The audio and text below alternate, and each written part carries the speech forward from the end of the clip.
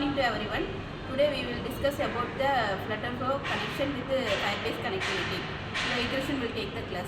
Figma la பண்ணலாம் ஆனா Flutterflow இன்னும் கொஞ்சம் ஈஸியா இருக்கும்.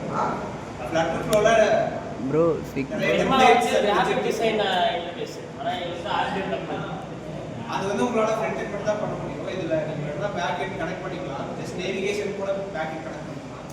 சோ வந்து இதுக்கு தனியா ஆப் எதுவும் இல்ல. ஜஸ்ட் வெப்சைட்ல போய் மட்டும் தான் நம்மளால வர்க் பண்ண முடியும். நீங்க ஒருவேளை டவுன்லோட் பண்ற மாதிரி இருக்கு. பட் ஆனா அதை டெஸ்ட் பண்ணி அந்த ஆப் டெஸ்ட் பண்ணி பார்க்கணும்னா அது வெப்சைட்ல தான் ரன் ஆகும். ஸோ நீங்க வெப்சைட்ல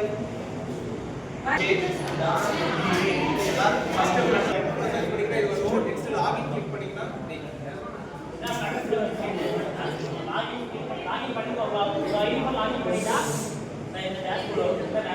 டேஷ்போர்ட்ல நீங்க ஃபர்ஸ்ட் வரும்போது டுட்டோரியல் ஒரு காமிக்கும். அதுல பாத்தீங்கன்னா என்னென்ன மாதிரி அக்கவுண்ட்ஸ் இன்க்ளூட் பண்ணணும் காமிக்கும். அது போக ப்ரீ டிஃபைன்ட், அதாவது நிறைய டெம்ப்ளேட்ஸ் வந்து இதுல அப்லோட் பண்ணி வச்சிருக்காங்க.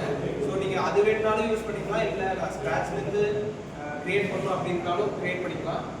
சாட்டர்டே வந்து ஹாஃப் டே செஷன் இருந்துச்சுனாலும் சந்தோஷம் அட்டன் பண்ணிருக்கோம். அதில் வந்து ஜஸ்ட் எப்படி ஒரு சைனிங் பேஜும் சைனப் பேஜும் கிரியேட் பண்ணி எப்படி வந்து நேவிகேட் பண்ணணும், சைனிங் பேஜ் வந்து எப்படி நேவிகேட் பண்ணணும், அண்ட் சைனப் பேஜ் ஒருவேளை ஆல்ரெடி எக்ஸிஸ்டிங் யூஸராக இருந்தால் எப்படி வந்து சைனப் பேஜ் வந்து சைனிங் பேஜ் நேவிகேட் பண்ணணும், அண்ட் சைன் பண்ணதுக்கப்புறம் ஹோம் பேஜ் எப்படி வரும், இந்த நேவிகேஷன்லாம் சொல்லி கொடுத்தாங்க.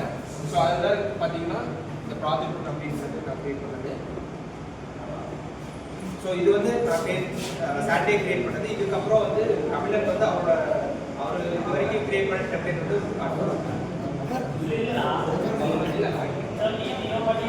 ஸோ இது வந்து பார்த்தீங்கன்னா உங்களுக்கு இன்டர்ஃபேஸ் இந்த மாதிரி தான் இருக்கும். ஓகேவா?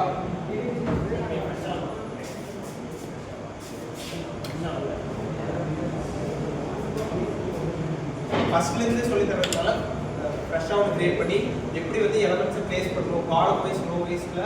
மோஸ்ட்லி இது வந்து மேட்ரிக்ஸ் மாதிரி தான். நீங்கள் எலமெண்ட்ஸை எந்த இடத்துல பிளேஸ் பண்ணணும் அப்படி ட்ராக் அண்ட் ட்ராப் தான். ஆனால் ட்ராக் அண்ட் ட்ராப் பண்ணாலும் நீங்கள் நினச்ச மாதிரி சென்டர் ஆறு இந்த லெஃப்ட் சைடு அந்த மாதிரி யூஸ் பண்ணாது. ஸோ நீங்கள் காலம் அண்ட் ரோஸை கிரியேட் பண்ணி அதில் தான் எலமெண்ட்ஸை பிளேஸ் பண்ணுற மாதிரி இருக்கும். அந்த இமேஜஸையும் இம்ப்ரூவ் பண்ணுற மாதிரி இருக்கும்.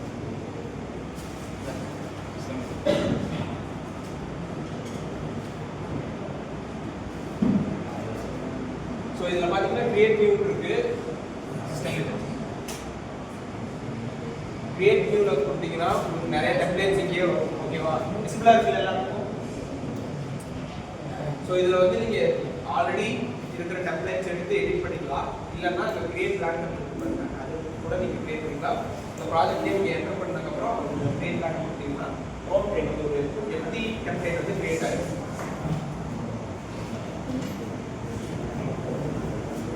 ப்ராஜெக்ட் நேம் கொடுத்துட்டு அப்புறம் நீங்கள் கிரியேட் பண்ணணும். அது டுட்டோரியல் வரும், என்ன பண்ணிக்கலாம். ஸோ வந்து நீங்கள் ஃபஸ்ட்டு நியூவாக கிரியேட் பண்ணும்போது இந்த மாதிரி தான் இருக்கும். ஒரு ஆப்பில் அது கீழே வந்து எப்படியாக ஒரு ஸ்பேஸ் இருக்கும். அந்த சைடு பார்த்தீங்கன்னா இதில் இருக்க காம்பனன்ஸ்லாம் நாங்கள் சொல்லிடுறோம். இது வந்து இந்த மாதிரி எலமெண்ட்ஸ்லாம் ஆட் பண்ணுறதுக்கான ஆப்ஷன். அதாவது விட்ஜெட்ஸ் உள்ள வந்து டெக்ஸ்ட் பாக்ஸ் இல்லை இமேஜ் இன்க்ளூட் பண்ணுறதுக்கு ஒரு கண்டெய்னர் அந்த மாதிரி இந்த கண்டெய்னர் நம்ம இதாக சொல்கிறோம். அப்புறம் அடுத்த ஆப்ஷன் வந்து நம்ம பேஜஸ் ரேஷியோ மாற்றிருக்கீங்களா. நெக்ஸ்ட் வந்து பேஜ் அப்போ எவ்வளோ பேஜ் ஸ்டார்ட் பண்ணுறோமோ அதெல்லாம் வந்து லிஸ்ட் ஆகிட்டே இருக்கும். ஸோ நீங்கள் வந்து பேஜஸ் நேவிகேட் பண்ணுறதுக்கு அது யூஸ் ஃபாலோ பண்ணுறதுலாம் தனித்தனியாக யூஸ் பண்ண கிரியேட் பண்ணி. அப்புறம் இது வந்து பார்த்தீங்கன்னா உள்ள இருக்க எலமெண்ட்ஸ், அதாவது ஒரு கண்டெய்னர், இந்த இமேஜ் வந்து ஒரு கண்டெய்னர் உள்ள இருக்குது, அந்த ஒரு கண்டெய்னர் உள்ள இருக்குது, அந்த மாதிரி எதுக்குள்ள எதுக்கு அப்படிங்கிறது ஹேண்டில் பண்ணுறது. அப்புறம் இது வந்து ஃபங்க்ஷன்.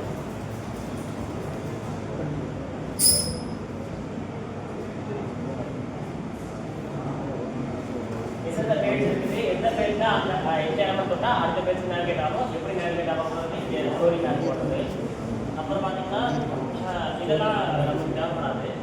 இது நமக்கு தேவைப்படும் அசெட், அதாவது உள்ள நீங்கள் இன்க்ளூட் பண்ணுற asset, documents, images, videos, GIF அந்த மாதிரி எல்லாம் இதில் அப்லோட் பண்ணிக்கிட்டால் நம்ம இதுக்கு இன்க்ளூட் பண்ணிக்கலாம். நீங்கள் ஆன்லைன்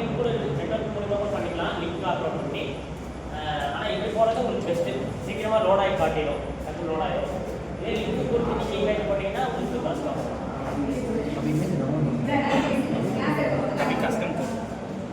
ஃபார் எக்ஸாம்பிள் இங்கே பார்த்தீங்கன்னா இந்த இமேஜ் எப்படி வருதுன்னா இது ஆல்ரெடி ப்ரீலோட இருக்குது. இந்த இமேஜ் மாற்றுறதுக்கு இங்கே வந்து இங்கே நெட்வொர்க் இருக்குது. நெட்வொர்க் பதிலாக அசெட் போட்டு